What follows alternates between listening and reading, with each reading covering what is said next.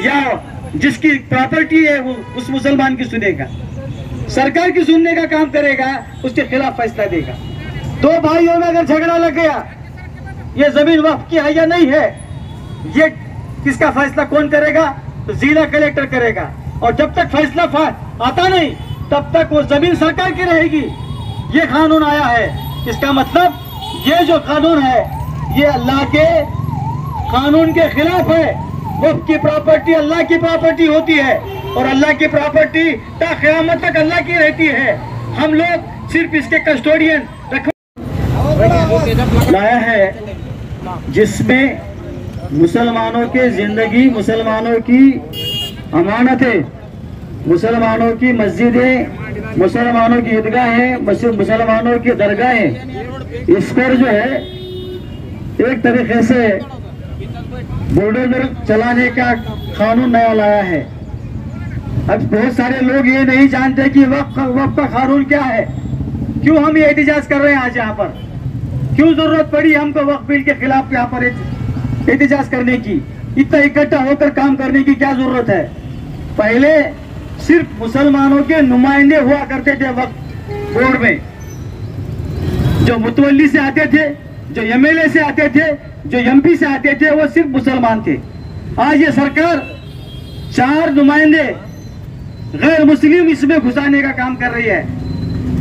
और ये गैर मुस्लिम इलेक्शन से नहीं आने वाले, ये केंद्र सरकार हो या राज्य सरकार हो, ये इसमें अपनी तरफ से इसको नामजद करने वाली है। उसमें फिर वो मुसलमान रहना जरूरी नहीं है, वो अपनी मर्जी से जो सरकार के कोई भी सरकार हो, आज महाराष्ट्र में बीजेपी की सरकार है, मरकज में बीजेपी की सरकार है, तो ये बीजेपी की सरकार अपने नुमाइंदे जो आरएसएस को मानने वाले हैं, जो बीजेपी के आइडियोलॉजी को मानने वाले हैं, जो मुसलमानों के खिलाफ एक्टिविटीज करते हैं, ये लोगों को इसमें नामजद करेगी।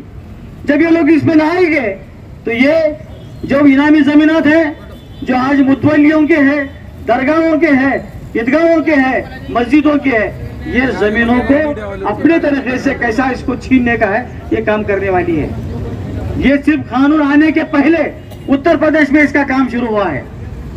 दूसरा है कि जो आसार खदीमा में है, अब हमारे दरगाह हजरत ख्वाजा शमसुद्दीन गाजी रहमतुल्लाह अलैह दरगाह के सामने एक नीले 2 बोर्ड लगे हुए हैं, ये आसार खदीमा में है। इसका मतलब क्या है कि ये जो बरसों से 200 साल 300 साल पुरानी दरगाहें, पुरानी मस्जिदें हैं, जैसा काटी की पुरानी मस्जिद है, लेकिन ये आसार खदीमा में है, तो ये वक्त के ताबे में रहने वाली नहीं है, ये आसार खदीमा में जाएंगी, जिसका मतलब है कि ये महाराष्ट्र सरकार के कब्जे में जाएंगी। इसकी प्रॉपर्टी क्या होंगी? इनकी प्रॉपर्टी बिल्डरों को और डेवलपरों को देने का काम करेंगी। आज ये कानून क्यों आया है? आज ये कानून इसलिए आया है कि बंबई में एंटेलिया नाम की एक बिल्डिंग है, जिसका ताल्लुक मुकेश अंबानी से है, कि यतीम खाने के जमीन पर बनी है, जिसके खिलाफ सुप्रीम कोर्ट में केस दाखिल है। और ये सुप्रीम कोर्ट में केस दाखिल होने के बावजूद इस प्रॉपर्टी को रेगुलर करने का इनका मंसूबा है। और इस वजह से ये जो है कि जिनको जो जगह है, जिनके बिल्डरों के और उद्योगपतियों को, उनको रेगुलर करके देने का, जो 12 साल से रहेंगे वहां पर, तो उनको जमीन देने का काम इस कानून में आने वाला है। अहम बात यह है कि जो पहले अभी न्यायाधिकरण था वक्फ ट्रिब्यूनल, इसमें मुसलमान जज होता था, जो जज है, और औकाफ में सीओ ये मुसलमान होता था, जो भी है कलेक्टर है या एडिशनल कलेक्टर है।